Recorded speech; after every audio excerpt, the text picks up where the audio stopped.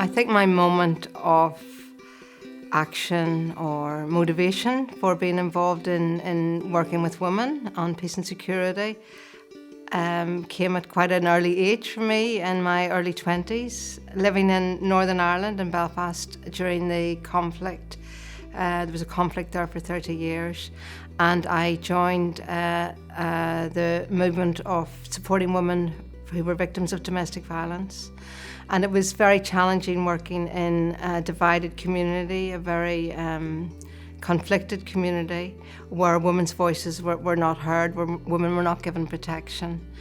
So the experiences of women and the opportunity to work with them, provide them with support, was really quite inspirational, and really has guided my personal and professional life in many ways ever since then. And since my 20s, I think I've always kept to that interest in terms of supporting women and being a part of a network, I think globally now, which is very significant, but still continues to be very much excluded.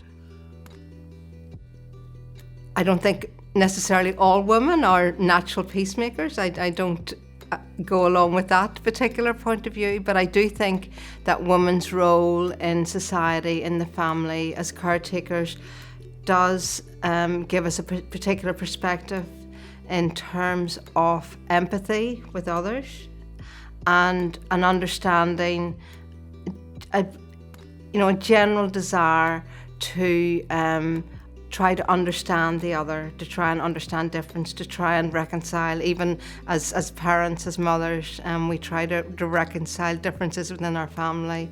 And I think then certainly what I noticed in Northern Ireland during the conflict, that women in local communities often took on leadership roles in informal but critical ways when Northern Ireland was almost at the brink, at the edge of despair.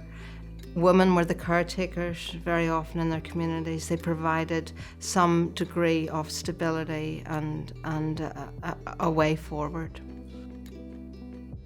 Some of the main obstacles to women's engagement is the lack of recognition of women's contribution and the lack of value. That we still live in a very, very patriarchal society, where not only men, but the whole idea of how power is exercised in our society is based on a very patriarchal definition. So it's power over. So decisions are made by the groups and institutions that have the most economic power and the most political power, and there's no commitment to building an inclusive model of power, which I think is really what feminism and what women's organisations are committed to. So I think that's a huge obstacle. The lack of so that combined with the lack of political will means that practical avenues to women are often closed, whether that's in parliaments, but also even in local communities. So I think the time now is really for us to recognise where are the really important points for us to work on in terms of breaking through those obstacles. What's the most effective ways of coming together in solidarity, and not continue to waste our energies in terms of knocking at doors that really are not going to open for us. So I think it's a sort of a strategic moment for us now. The key to enter, I think, is about not only women coming together, but I think men have a really critical role to play now. And I think that's another thing that's changed, but in a very positive way from the early days of feminism. So I think having men as allies who are committed to supporting women's empowerment and women's agency, I think is one of the ways that we can really begin to break through this.